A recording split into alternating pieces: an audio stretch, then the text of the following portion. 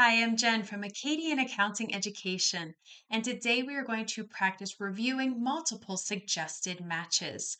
So if you would like to grab a copy of the exercise, be sure to click on the link in the description, and let's get started.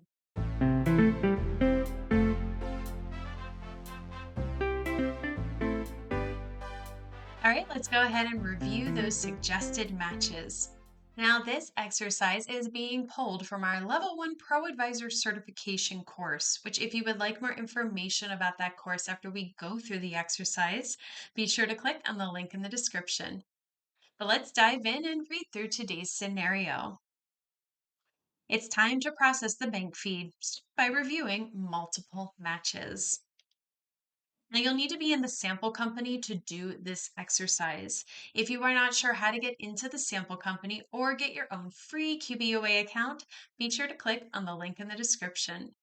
I have the sample company here on the left side of my screen. Once you sign in, this is what it will look like. This is the dashboard. So let's go ahead and get started. One of your main tasks as a bookkeeper is processing bank transactions. Take a look at what to do if there are multiple suggested matches for bank transactions. So we need to get to the banking center. So we can go ahead on the left navigation bar, click on bank transactions.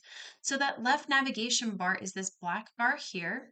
You can click on bank transactions since it is a bookmark, or hover over transactions and select bank transactions. Both ways will take you to the same place.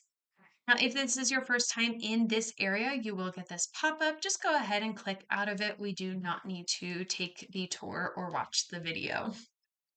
So let's go ahead and filter this out so that we are only seeing suggested matches. So to do that, you're going to click on where it says all transactions, click on that, and then select suggested matches. Now, as you take a look at this, you will see that QBO is attempting to make matches of things that they are finding here in QBO to what's coming in from the bank. So it will say one match found, or in our case, two matches found for Pam sites. This is the first one that we want to review. So go ahead and click anywhere on this line to make to have the information expanded out. Now, it is trying to search, when QBO is trying to search and make a match, it is looking by amount only. It is not looking by the vendor or the payee. It is not looking by that. It is looking for amount only.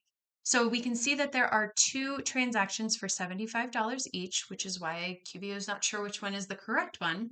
But we can see very clearly that the bank detail is showing as Pam sites, and this transaction is showing as Pam sites as well.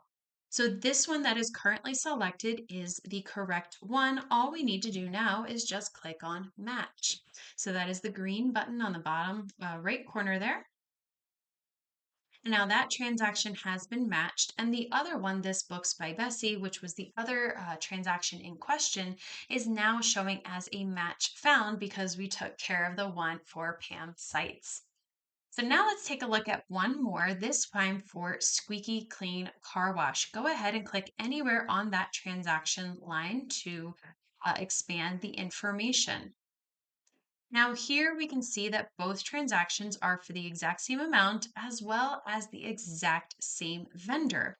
But if you look at the dates here, they are different and your dates may be different. Just as a note here, sample company is always changing dates. So your dates may look a little bit different, but you will still see that there are two different dates here. So how do you know which one is the correct one?